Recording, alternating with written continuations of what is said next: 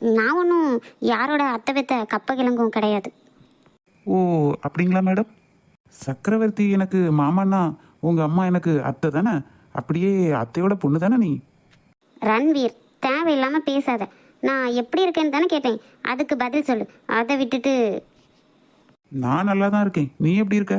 என்கிட்ட பேசுறதுக்கு கூட மேடம் கிட்ட டைம் இல்லை. நான் எல்லாம் நல்லா தான் இருக்கேன்.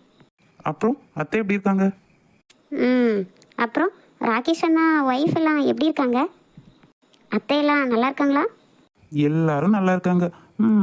இப்போவாது உன் வாயில என்னோட அம்மா அத்தைன்னு வந்துச்சே. சரி வா, நாம ஒரு இடத்துல உட்காந்து பேசலாம். என்ன உட்காந்து பேச வேண்டியிருக்கு? நீ என்ன பேசுவேன்னு எனக்கு தெரியும், போ.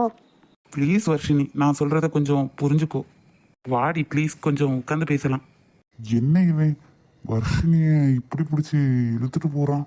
யார் இவன்? உடனே சார் கிட்ட சொல்லி ஆகணும். என்ன சித்தன், மறுபடியும் ஏதாவது ஏழ்றைய கூட்டி வச்சுட்டாலா என்ன?